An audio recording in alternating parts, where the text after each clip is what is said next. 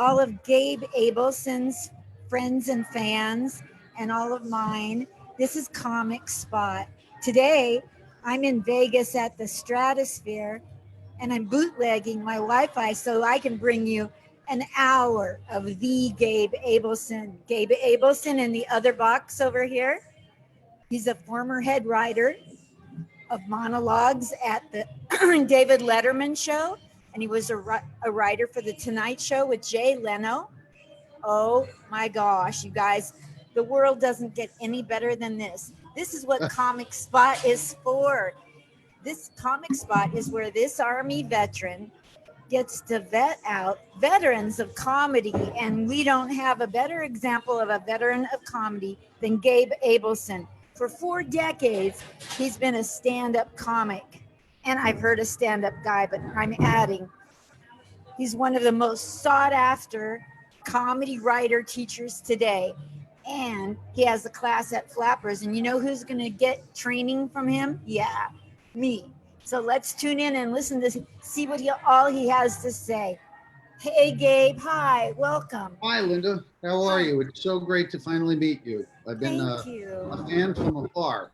Oh, how sweet are you? I'm a fan of yours. Oh, my gosh. Thank you for coming on.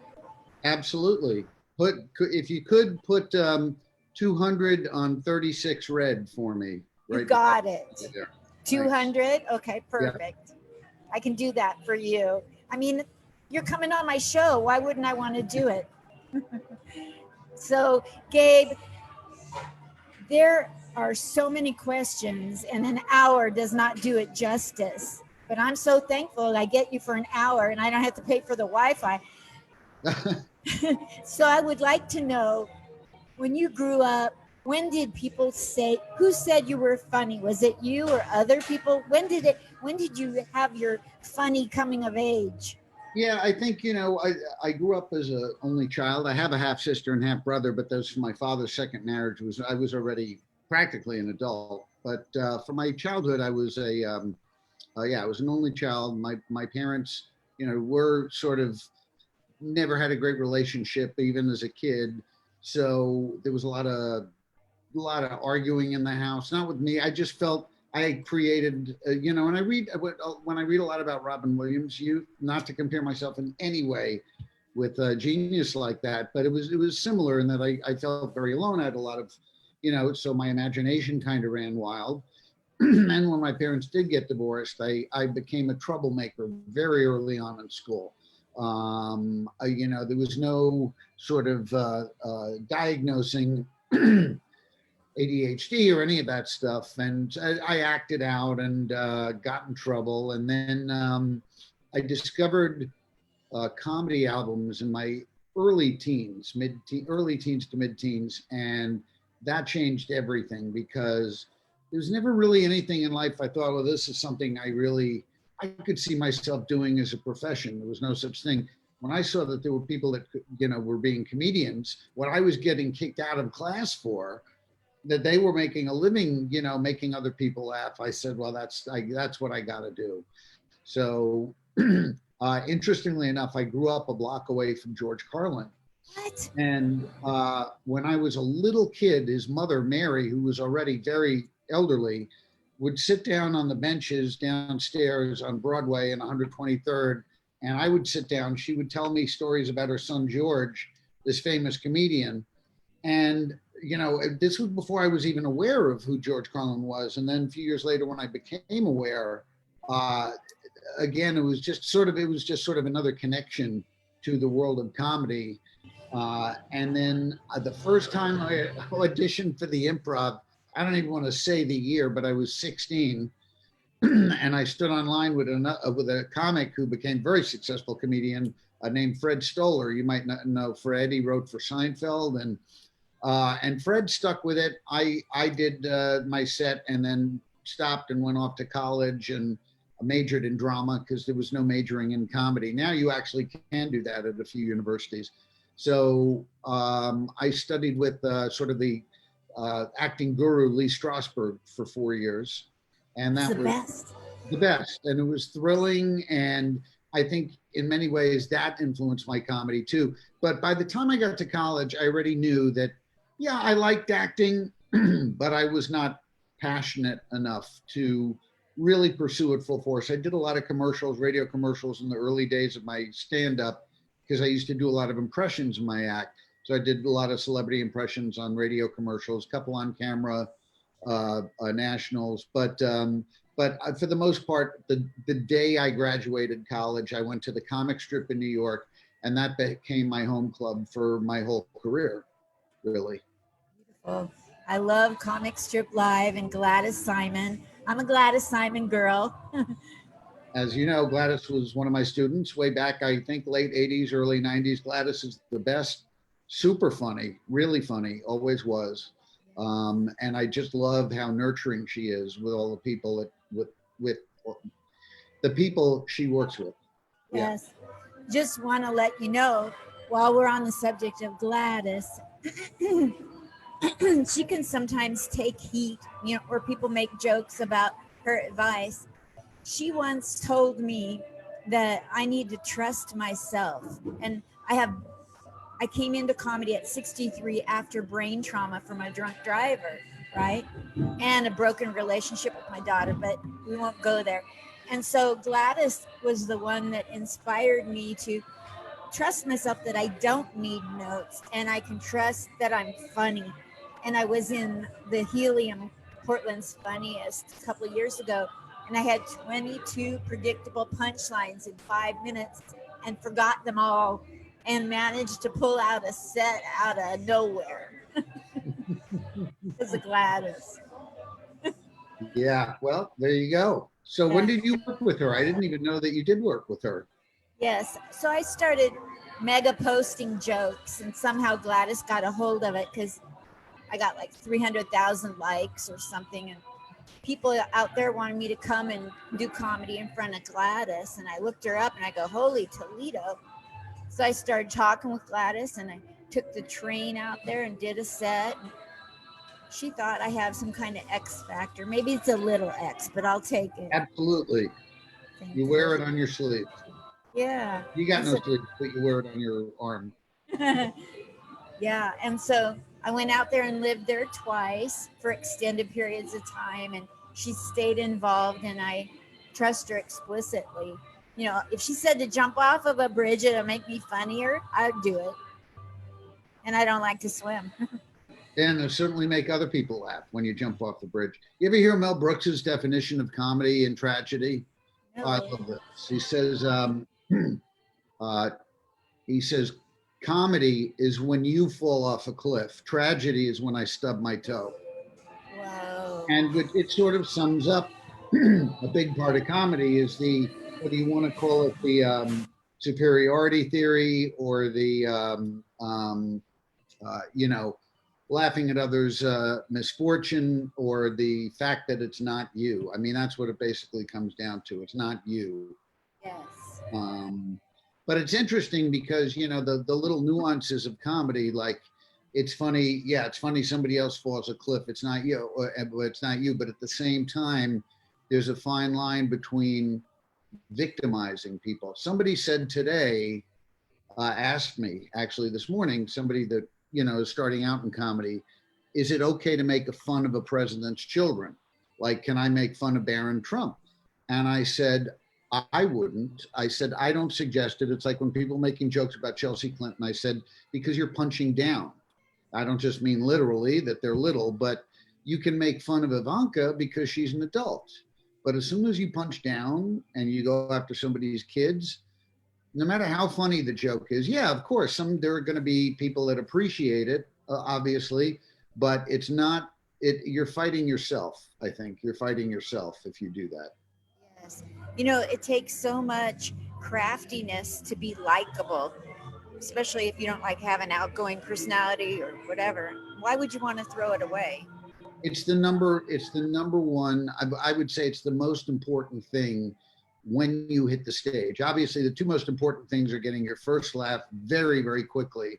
But the other thing, which may even outweigh that, is just being likable instantly. You know, they say it's impossible to dislike someone when we're sharing a laugh with them. It opens you up, lessens your inhibitions, uh, and I believe that's true. You know, it so I think likability is huge. Yeah. So you started, you went to college, you got on stage, you wound up at Comic Strip Live, which I just love it in there. Such a homey feel. That club. Yep. Talk to me Um, about your beginning roots there and your roots in okay. starting in New York. Well, I auditioned the night that I auditioned at the comic strip. I had just graduated college, and they were looking at Eddie Murphy for Saturday Night Live. This is before the owners of the club even managed him, which they did a couple years later. But Eddie had his, I guess, the last set that they were seeing before they approved him as a cast member, and I had to follow him that night. And so, you know, it was tough, but I'd been doing stand up in college at like cabarets and stuff like that. So I did get passed by Bob and Richie, the owners of the club, that night. And then, you know, I put in I paid my dues, as they say. Back then, you know, people don't realize now how strong every comic was back then. I'm not talking about myself. I'm talking about guys that had already been established. You could go into the comic strip, which it was called back then before it was Comic Strip Live. You can go into the comic strip on a Tuesday or a Wednesday, and the average lineup would be Jerry Seinfeld, Dennis Miller, Rita Rudner, George Wallace, Dennis Wolfberg. There wasn't a weak link in the bunch, all of whom became massively successful headliners. And so it was, you know, it was the comedy boom was just sort of starting, but people would stay at the club till 4 in the morning. So when you passed auditions, you first got on late night. So after all of those kind of acts were done at about 2 in the morning, then the late night guys would go on, or the guys who just passed auditions. If we got sets, they would be 1:45, 2 in the morning. And very often there'd be two people, three people left, but that's where you know, that's where you get your stripes and your Purple Heart, and you get through that, and you can make those crowds laugh. Two drunk people at 2 in the morning, and then you get your half hour together. You start getting gigs on the road, and so I went through that whole process. It was very different back then because it was a business in which you could be a complete unknown, and if you got to the point of where you were headlining, you could make a great living even as a complete unknown. That those days have been over for a long time, actually. Yeah. So you've traveled the country doing comedy and you put in your stripes and you became a writer for Late Night with Jay Well, Leno. again, because comedy was so huge back then, the early 80s, there was enough work in the tri state area or New York, Jersey, Connecticut, where I didn't really have to go across country that much. I know a lot of guys did, and I guess they wanted to. I was not super into traveling back then. I had an apartment in New York City, so I could go. You know, I would do weekends out of town, but they'd be upstate New York or Wilmington, Delaware, Comedy Cabaret. Shout out to Andy Scarpati if he's out there still in the business. Had a great string of clubs, still does. And then after 14 years of doing stand up, I got a gig doing warm up for Politically Incorrect with Bill Maher. And that's, if you know, warm up is the toughest job for a comic because you're basically a cheerleader. You got to be quick on your feet. You know, it's talking to people. And meanwhile, the show is, they're getting reset behind you and everybody's looking at that. So it's really a tough gig. Unless it's on a talk show, it's a little easier to do warm up for a talk show because people are sitting there like at a club. But here they're sitting there to watch this, you know, all this stuff going on. Uh, um, I say on a talk show, Politically Incorrect was sort of a talk show, but it was a roundtable discussion. So there would be political arguments, hot political arguments, and those arguments didn't stop when they went to commercial. So I got to be entertaining enough for people to want to watch that, not the argument. In any case, one day I watched Bill Maher's monologue, and it had never occurred to me in 14 years of stand up to try and write monologue jokes. And I asked the executive producer, if I had an idea for a joke, could I give it to Bill Maher? He said, yeah, we have a fax team. And I started sending and I started selling. And that's how I got into it as a freelancer. Then they put me on a retainer, and then they moved out to LA, which is ironically came full circle because eventually that's what moved me out to LA. I've been out here 18 years now, was I finally did get a staff job on that show when they moved to ABC. But after they left LA and I had done warm up and I was selling jokes to them, I then started sending to Letterman, and the same thing happened. Sold some jokes, got on a retainer, and then a few months later, maybe a year later, I got the job as head monologue writer, and that was it. And then I kind of never looked back. What was it like to be associated, to be hired, to be on those shows? Well, it was, for me, I mean, even coming up as a young guy, Letterman was, the guy I just aspired to be as funny as and as good as, so then to suddenly work with him, and really I was the only one at the show who worked that closely with him, other than the executive producer, because Dave was a very private guy and everybody handed their stuff under the door. But the monologue was so important to him. It was just me and Dave and Tony, the cue card guy, in Dave's office every day for an hour going over the jokes. And it was thrilling, it was exciting, it was intimidating as hell. Sometimes it was terrifying, but it was a life dream come true. And I don't think I would have gotten that job if I hadn't had those 14, or at that point, I guess about 16 years of stand up behind me. I think Dave really wanted someone that knew what it was like to be out there in that situation every night, because the other guys who were up for the job, none of them were stand-ups, and they were all incredibly funny joke writers. So I think for that particular job, he wanted someone that had that particular experience. Fabulous. Oh my gosh. Do you have a funny Jay Leno and you story, or a funny Bill Maher or Letterman, or all of the above? Yeah, it's funny when people ask me stories. Very often stories come to mind, and then when put on the spot, I can't think of them. I can tell you that that Dave and I, and this was actually something started, I guess, with my predecessor at Letterman, Bill Sheff, great comic, great writer. That Dave and I would occasionally bet on a joke. Like he would give me back the sheets of jokes that I gave him, and he would check off the ones he liked. And I would always find 3 or 4 that I thought should be in the monologue that were funnier than a couple that he picked. Not that, I mean, he's the funniest man in the world, but he would pick jokes that only he would find funny, which I had tremendous respect for. There's no other host that would do that, that he knew no one would laugh at, but that were just really, really funny inside sort of jokes. But I always thought, hey, you're only doing 8 jokes. Don't do 4 of them just for you and for comedy writers. Maybe do 1 or 2, but do the rest that the whole audience would laugh at. So occasionally I would, quite often I would have Tony put on the cue card some jokes that he hadn't picked. And sometimes he wouldn't do them in rehearsal. He would just say no. And sometimes he would automatically accept them and not, put up an argument. And sometimes he would say no and tell me why he didn't, want to do them. So if it was a joke I really believed in, sometimes I would push it 2 or 3 times with him. And often he would say, okay, you want to bet? And I'd say, okay. And so the bet was always $100, nothing less, nothing more.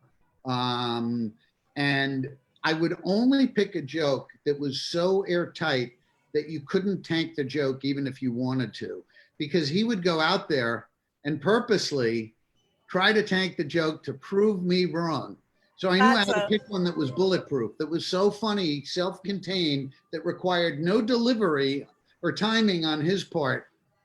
And so then, there are a number of shows where, he does the joke and it gets a laugh and he looks over, points at the corner where I stood and goes like that. And it was just, that was a lot of fun. It was a lot of fun. Any personal interactions I had with him were a lot of fun. That's fabulous. Oh my goodness. So back, remember when he let people send in lines to be used for the joke of the day, like the top 10 list, or I sent in a couple top 10 list lines and he used two of them. That's great. See, Yeah. I was there at the show and I had a freelance team. I didn't even know there was a freelance team for top tens. I did not know that. Wow. What years were you doing that? It was when I was living in Mexico, and so it would have been probably like, I'm going to guess right this minute, 98, 2000. That is, I was on the show then. I was And on the show then. I was supposed to get a T-shirt and a hat, and I never got either. And I've ever since then, it kind of dropped my feelings about David Letterman down a notch, because like, Well, you gotta remember, excuse me, gotta remember, Dave has nothing to do with any of that. He never even knows. Like, the freelancers that I had, even the retainer guys that I got that had to be approved by producers. When Dave gets the sheets, he doesn't know who wrote what joke. He has no idea who wrote what top 10. So he was not responsible for that. I have no idea who was, but uh, that's all handled by the writers and the producers. The host yeah. stays out of all of that. You So, don't know that when it's happening to you, but right, I became aware of that. So right. I love the top 10 list. Did you like that, or was that not really much of a challenge? A top 10 list is what they call in late night a desk bit, because it's done by the host at his desk. I've been teaching writing for late night for many years, and top 10 list may be the greatest single desk bit ever created, I think, because for a couple of reasons. Number one, just the format itself. I mean, you go into car dealerships and they have top 10 lists. Everybody is, used that in their line of work. And they've used it in corporate get-togethers. It's just such an easy format. But what's so brilliant about it is you have the topic, and then each line is a single punchline. It's a single standalone punchline, and there's no production necessary for it. There's no money spent for it. There's no time wasted. Remember, you're putting on a new hour of television every night. I mean, Saturday Night Live, they do 90 minutes, but they work 18, 19 hours a day, these people, 7 days a week to put a show together. We have a new hour every night. Now, granted, it's not all sketches, but it's still very, very complex, which is why I kind of chuckle when people say, you mean these guys don't write their own jokes? No, they have enough on their plate with 60 new minutes every night, having to read all the celebrities' books, watch their movies, know the pre-interviews, know where the interview is going. They don't have time to be writing monologue jokes or writing any jokes. Yes, whatever they say in conversation with the celebrity that's funny, they came up with in the spur of the moment, but they're not doing any writing. So the top 10 list, all it involves is what they call chyron. And chyron is anytime there are words appearing on the screen.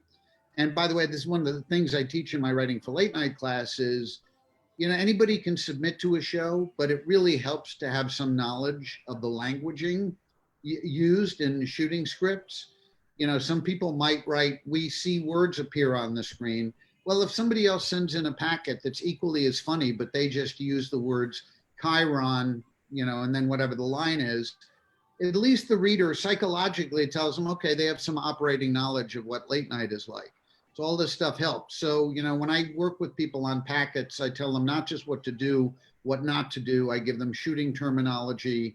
I get them to the point where their packet is, formatted perfectly, and every joke is as strong as it possibly can be to put them in the best position to succeed. And then it's kind of out of all of our hands. It's up to the head writer's sensibilities as to whether or not they're a fit for the show. I'm not very good at segues. If you want a segue, go watch Mall Cop. I hear there's a segue in there. But I do want to say that let's transition. We're halfway through the hour about.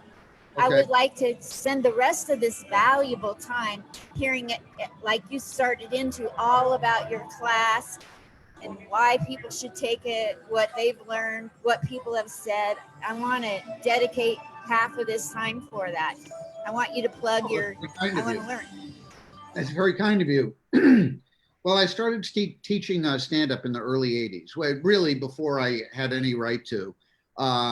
But I've been deconstructing jokes since then, teaching since then. And, again, yeah, actually, I would say as much as my stand-up experience helped me get the Letterman job, my teaching experience helped me because I had spent, a couple of days a week, every week, deconstructing students' jokes, and so learning the structure of them, and so that's something I did for many years. When I got Letterman,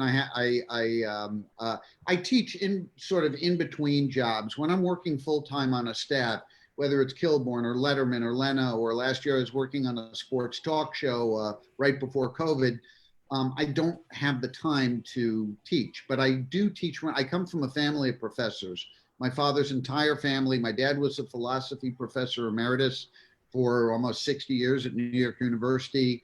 My uncle Lionel was the only authorized translator for Jean-Paul Sartre. They were best friends.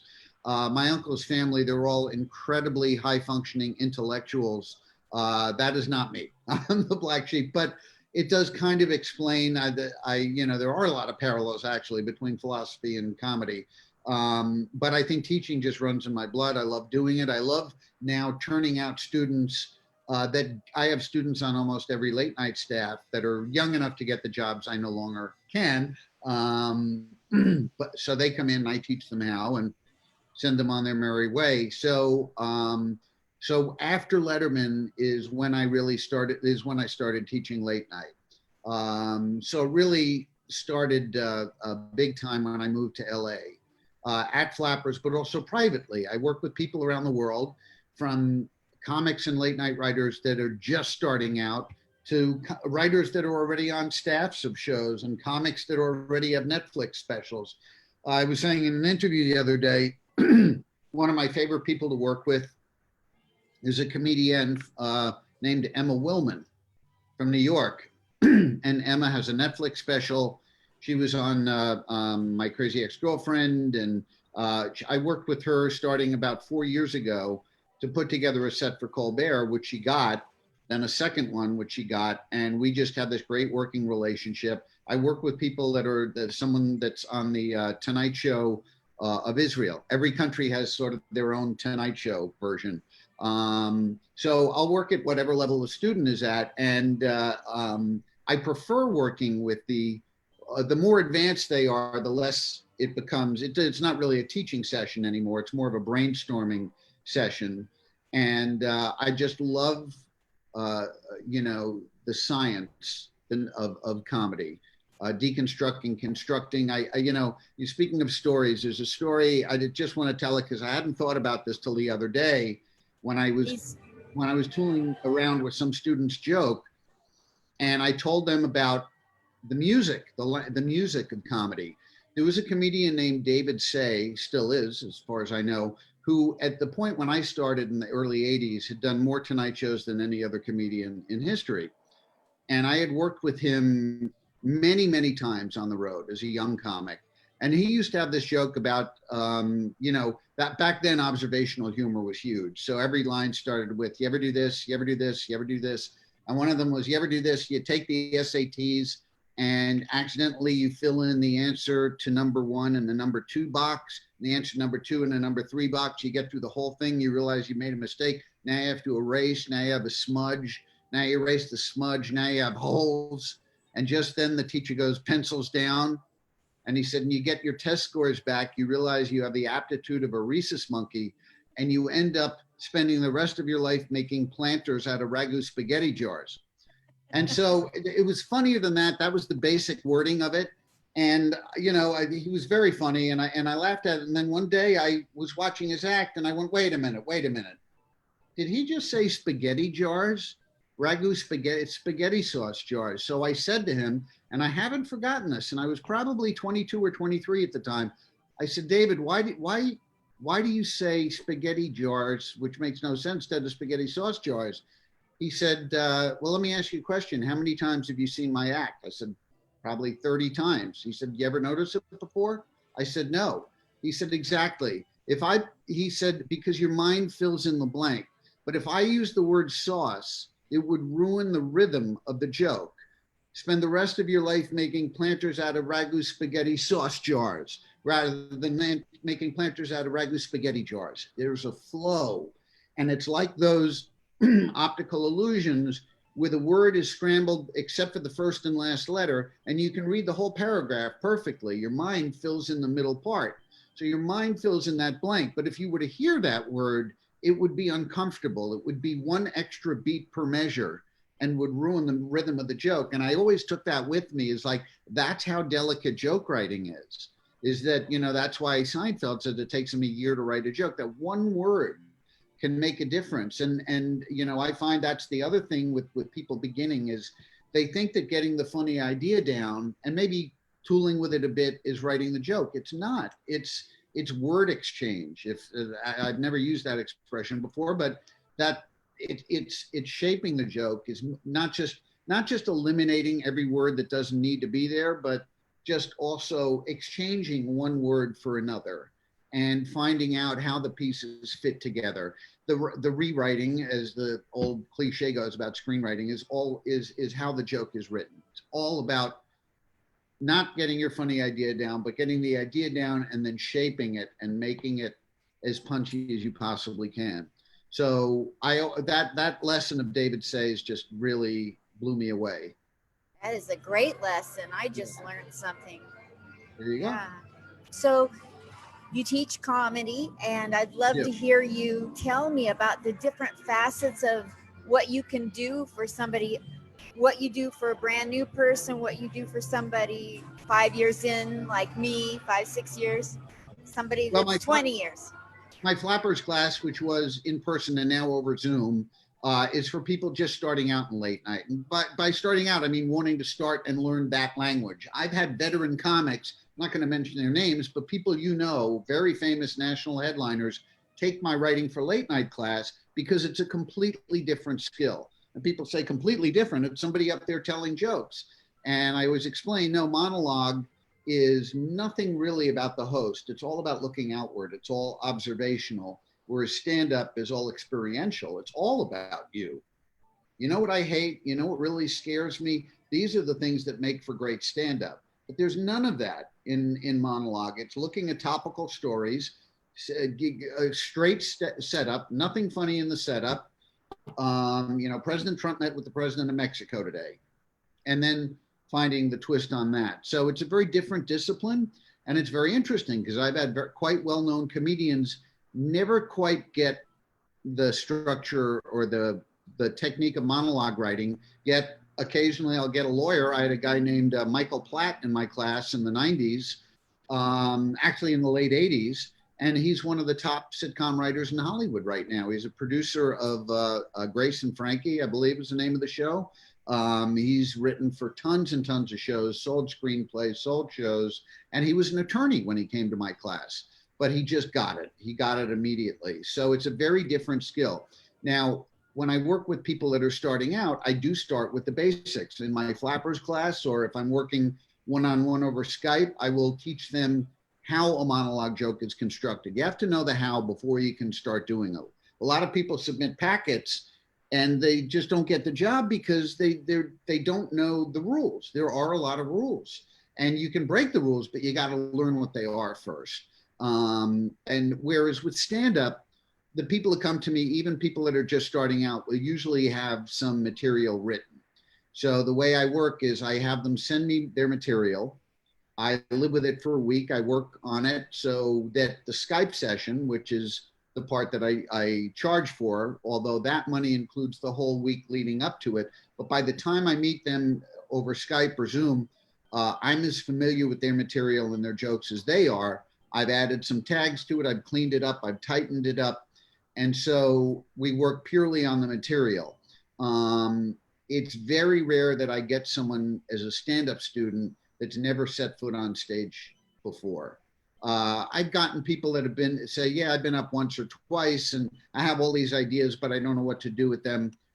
and that's fine. I'll run with it from there, and I'll always ask them to send me an accompanying video, even if the video doesn't include the material they're sending me, just so I can see what their stage persona is, their character is, what their delivery is like, and because that all ties together. So if it was someone like yourself who has plenty of experience doing this, that's exactly what I would do. I would say, send me a video, whatever you have, or even an audio recording if you don't have one. Send me the material you want to work with, and then when we Skype, I work in 1 hour sessions, and so no time is wasted because all my notes are already done. So that's how I work with people. And if anybody wants to contact me, they can contact me, if I'm allowed to say this, on Facebook, Yes. Gabe Abelson, Abelson, or my business email, which is gabe.abelson@gmail.com. And yeah, so this is a perfect time for me. I'm doing some writing for I can't say their name, but a very, very well-known comic who's at a TV show for many years, not on anymore. But and I'm doing a lot of private sessions now, more than I ever have, because I've been self-quarantining, so it's sort of a perfect fit.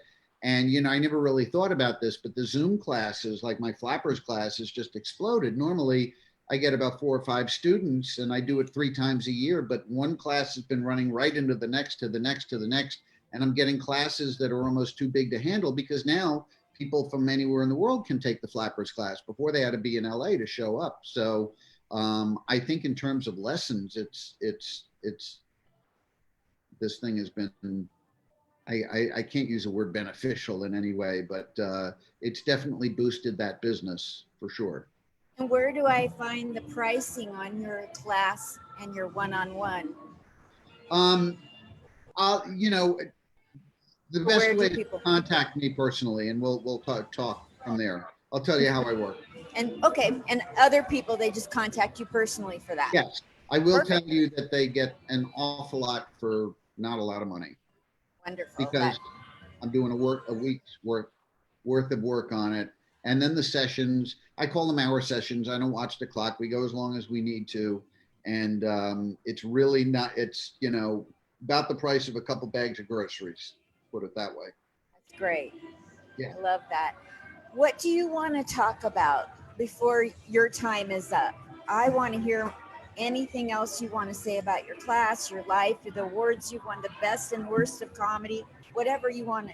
What you do on your days off. Who do you like to talk to at the grocery? Do you like to talk to people? Do you get hounded for autographs? I got a little scared because he said, what do you want to talk about before your time is up? And now with COVID, I thought, I got to really think that over. My doctor told me I lived long enough, and then he finished the sentence, and it was, everybody lives long enough. If they do, they'll all get osteoporosis, and I have osteoporosis, so I guess I've lived long enough. Oh, I'm sorry. I know that's very painful, extremely painful. So it's very limited right now. So what are you going to do? Exactly. Good attitude. No, I'm just. It's funny. I'm probably busier than I've been in a long time, so I don't really have days off.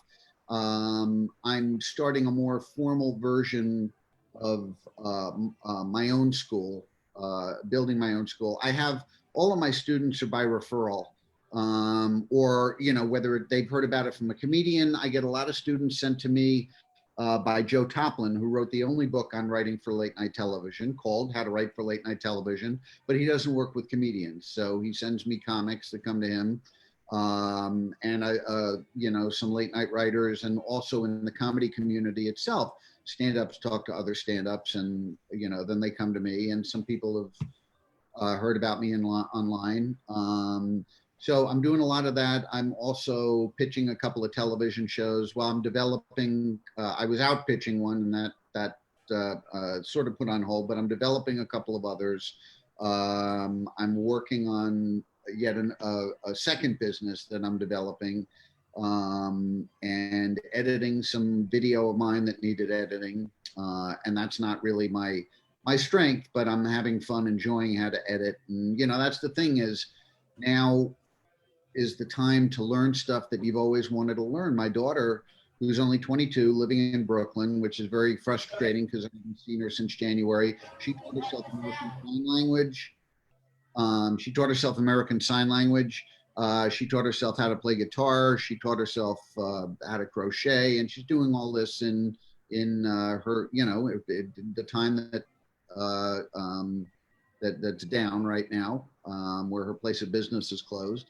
And I'm very proud. My son has a very successful podcast going that's very thought provoking and doing a lot of reading. And so it's time to pursue, those passion projects right now. Absolutely. And it's also, keeps you distracted from the horror that is the world right now. This is the worst I've seen in all of my 69 years. I've never seen anything like it. Yeah, I mean, I'm worried about you being where you're being without the mask, and you're cool with that. You're comfortable right. There's nobody around me right this minute. They're all at least 10 feet away, so that's good. That's good. The minute I get done, I'll put it on. You're not supposed to be in here without it on, so that's awesome. Okay. Maybe I should put one on, and then they'll see me on the screen, and they'll just look at the back of your head and assume you're wearing one as well. I guess I don't know. They have really stringent security. Nobody's noticed this for an hour. If you want to get away with something, come on down to the Strat. That's pretty funny. Yeah. Yeah. So what else?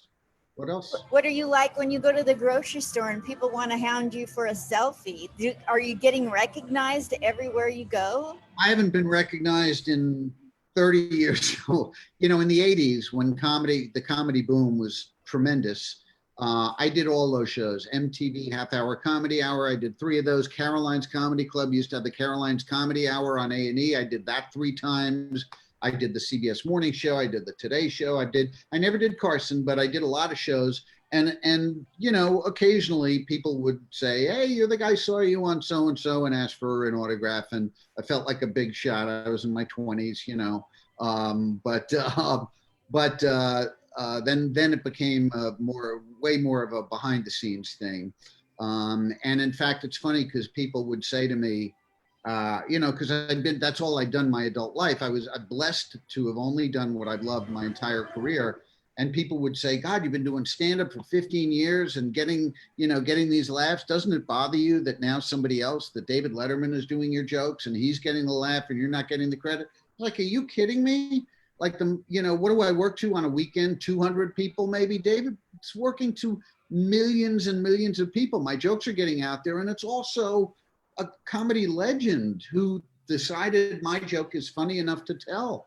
I don't miss it at all. And I didn't miss it. It was, way more thrilling for me to hear Letterman or Leno do my jokes than for me to do them myself and get a Must be the closest any man has ever gotten to getting pregnant and giving birth. I was going to say without the pain, but that's not always true. So the COVID-19 shutdown has happened and we're not out of the woods yet, so to speak. So how has it made you a better human or a better family man, better father? What has happened inside of you because of the condition of the world? Well, I think I definitely have. I mean, I've always appreciated my family, but at a different level. In fact, my son is staying with me right now. He has a couple of roommates who are out of town, so we've been staying together the whole week, and he was quarantining too. And so it just, it's just the importance of it. I mean, being alone, quarantining alone, I have such, I miss them so much. I think you appreciate, especially when you hear all these tragic stories of people getting it and being in the hospital and not being able to be with family. It's, I just have a new, not a new appreciation. I've always loved and appreciated them, but to the 100th degree now. Yes. Yeah. And so let's say the world clears up and you can do whatever you want today. What are you going to do? Today? If they Yeah, weren't, let's say it's free to go without a mask anywhere. What are you gonna do? well, then I probably would go to the beach or I mean, I've been going hiking with my son, but again, distancing, big time distancing. I would definitely, the first thing I would do is go back to the gym. The first thing I would do. And yet, even though some of them are open here, I won't do it. I think it's just crazy. I think it's crazy. And I think, not well, it's too late, I guess. We're already getting political. I mean, I've been sort of the voice of doom and gloom for a couple months, saying to everybody, you have no idea. This is going to get so much worse before it gets better. These states that reopened early are going to have to close down completely. And we see it happening. And I really think that if now I just don't want to get political, but I don't. Here we are. If they had just said, okay, everybody needs to stay home for 3 weeks. When you go shopping, you have to wear a mask. If you don't wear a mask, you'll get $100 fine. I think we would have seen this totally bottom out a couple of months ago. I agree. People don't like to sacrifice, apparently. Crazy. Yeah. And It's I would say Americans, but it's not just true here, it's true elsewhere. I read something horrible that a French bus driver who was told somebody they had to put a mask on. A big argument ensued. It spilled out onto the sidewalk, and the entire bus beat this guy until he was dead, 58 years old, till he was brain dead.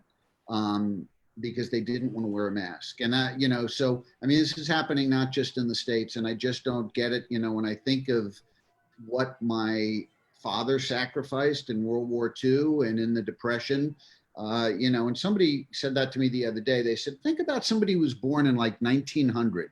First, they have the First World War, and they're probably going off to war, and they're probably going to die. If they don't die, they come back. They probably have PTSD. Well, the next thing you know, they're living through the Depression 10 years later. They survived the Depression, if they survived the Depression, and then a few years later, the Second World War breaks out. Now there's a World War again. That ends, if they make it through that. Now the Korean War starts 4 years later. So I never really thought about how lucky I was. I was too young for Vietnam.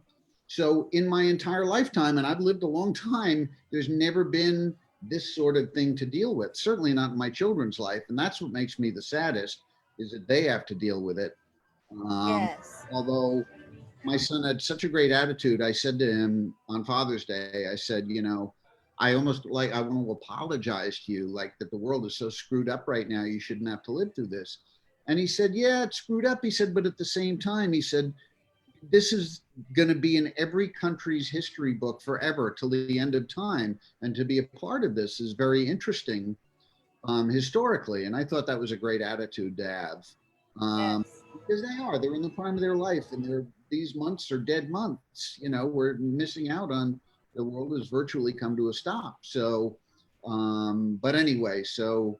I have to ask you, I'm a proud Army veteran, right? And if you're speaking English, you have me to thank.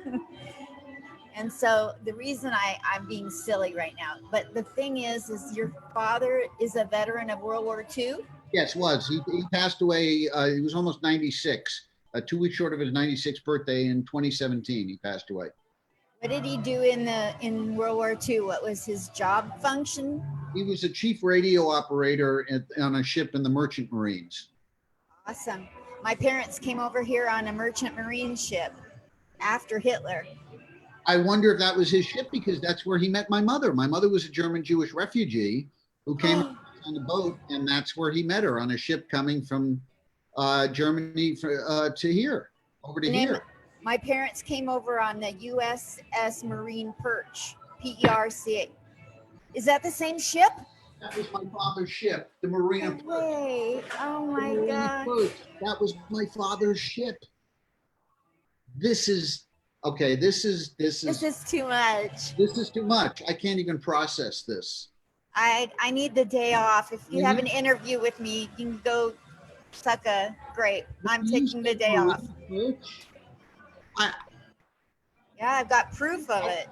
I don't know what to say, because it wasn't a huge ship. It wasn't like an ocean liner. This was not a big ship. My father was the chief radio operator, and my mother, because we treat our refugees so well, all the Jewish refugees were down in the hold of the ship. And my mother had just been through, after her mother and her sister were killed by the Nazis, she got in a fire and had third-degree burns on her leg and was an invalid. And it was damp and rat infested, and that's where the refugees were in the ship. And my father saw her, and he was this very pretty young girl, and he knew that she would probably not survive if she was down there. So he said, why don't you stay up where the officers are? In fact, why don't you stay with me? And that was the beginning of a long and beautiful friendship. But the fact that your parents were on the same ship as my parents is insane. That's crazy. It's crazy. Can you believe this? I can't. I'm reeling from this. My parents had to pay $1 to get off of the boat. Had you heard that story?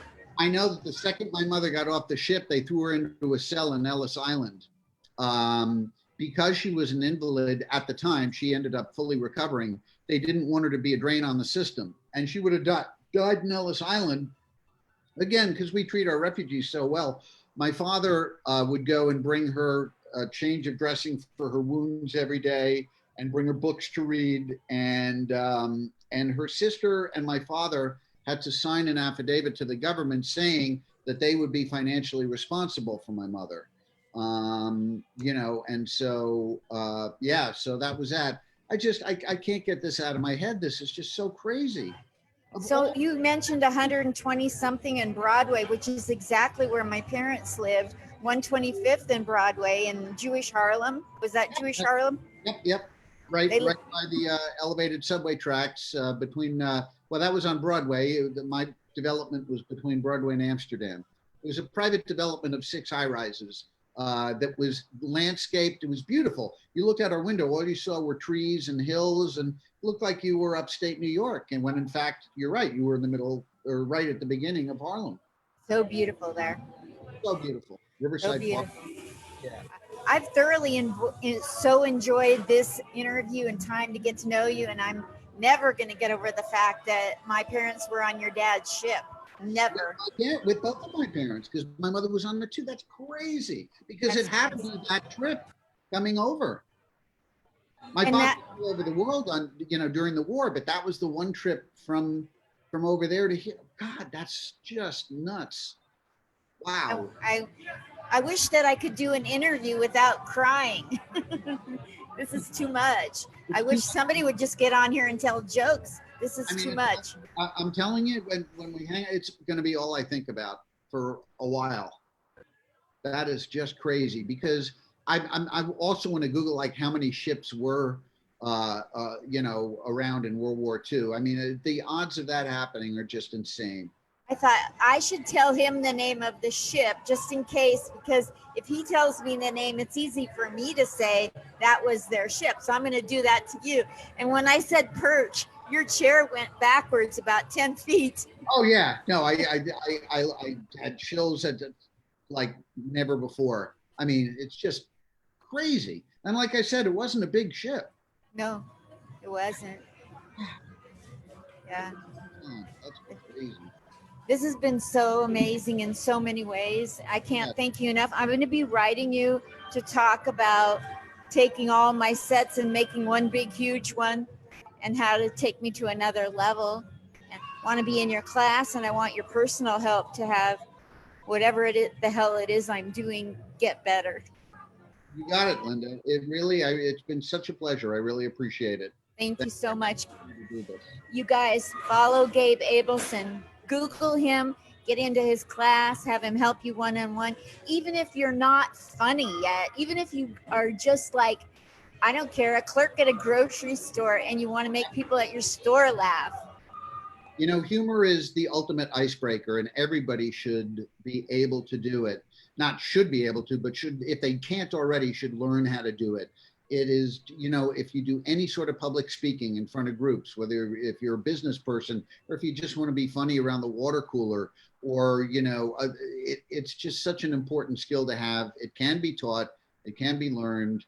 I have the successful students to prove it, not because I'm so good, but because it is a teachable skill. It's a trade.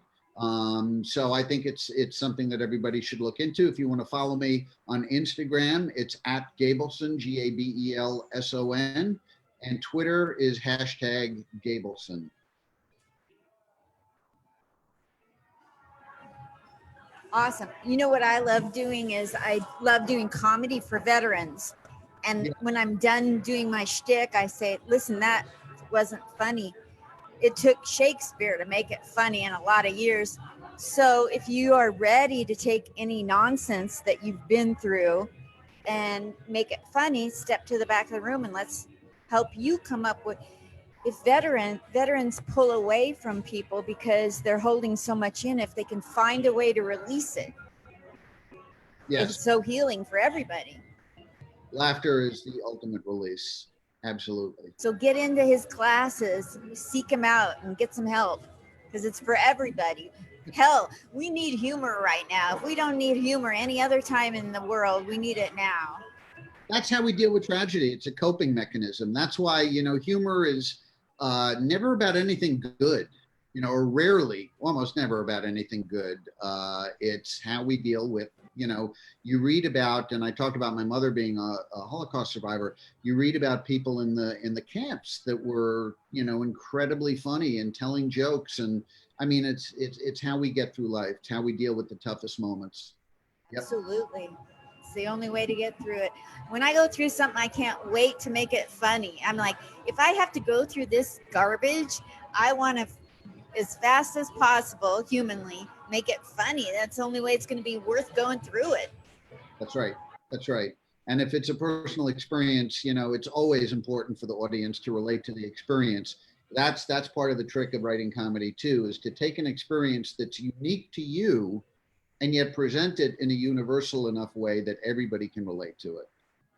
Another lesson you taught me for free today. Thank you. You already know that. I'll see you later and I'll be on the horn with you momentarily to talk about classes. Sounds good, Linda.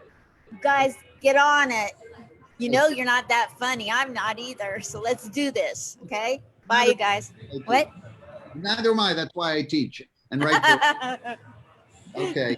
Thank you, Gabe Abelson. Take care, Linda. Bye. Love you lots. Love you. Bye. Everybody's talking at the comic spot. The comic spot.